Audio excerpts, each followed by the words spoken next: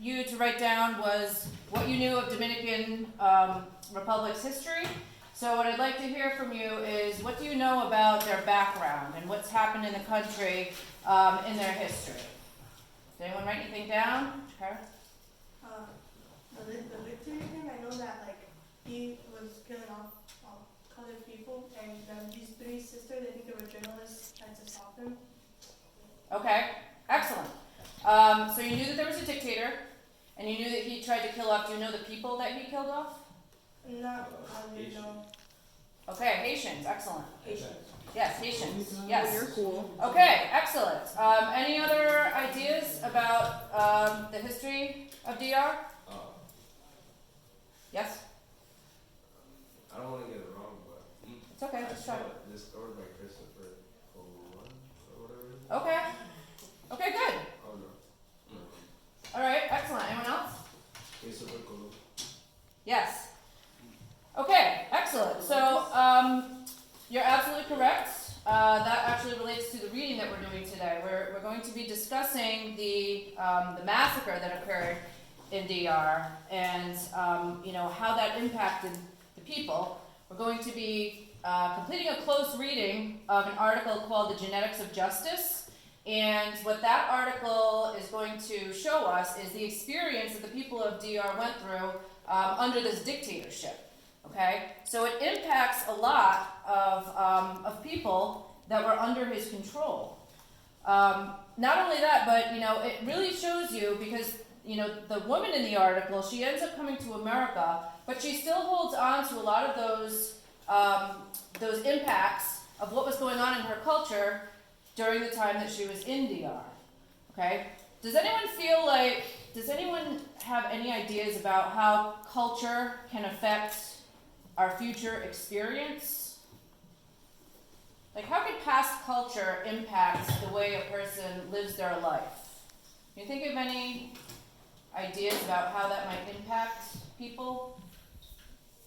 Like, for example, if there's anyone that was not born here, who wasn't born here? I know from the flags on the wall that a lot of people weren't. Okay, so how has that impacted being here? Like, what's one thing that has impacted you regarding that? I don't remember nothing about Okay. So you don't have those memories, but do you feel like anyone in your family still kind of has some of these cultural ideas that they brought with them here? Yeah. Okay, can you think of any examples? Okay. I feel like some of the difficulties of like living there and coming here is that language barrier. Yes. And, like learning the new ways of how people here live, I guess you could say.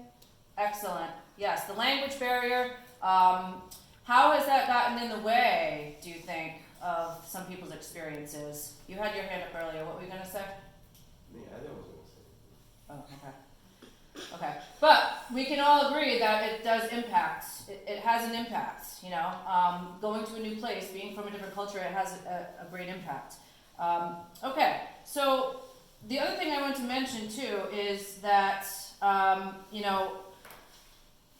we all have these influences on us, okay? Regardless of whether you were born here or not, there are these cultural influences that we bring with us on a daily basis.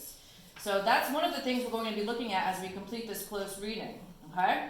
So I want you to all look at the first page of the article Genetics of Justice. What we're going to do with this article in the close read is we're going to complete a close read using metacognitive markers, okay? Which, once again, just to review, the poster on the board clarifies what to do for each potential markup of the text. You're either writing a question, a reaction, a comment, or you're underlining what you consider an important idea, okay?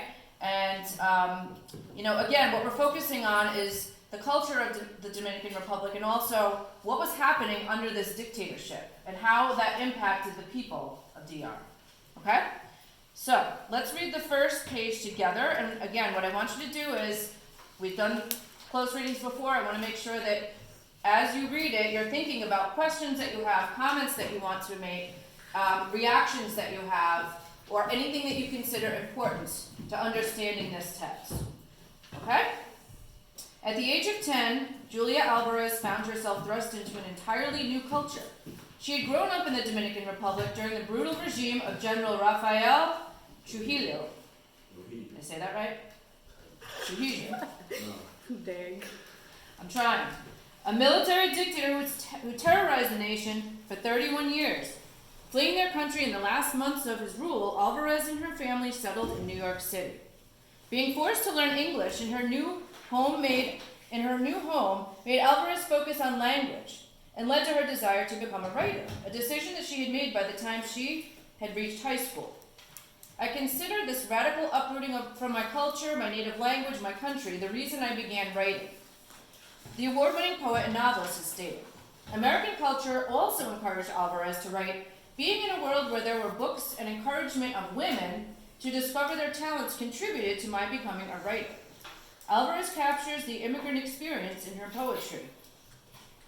Okay, let's stop for a minute, and I want everyone to take a minute and write down either a question, a reaction, a comment, or underline a piece of information that demonstrates something that you consider important.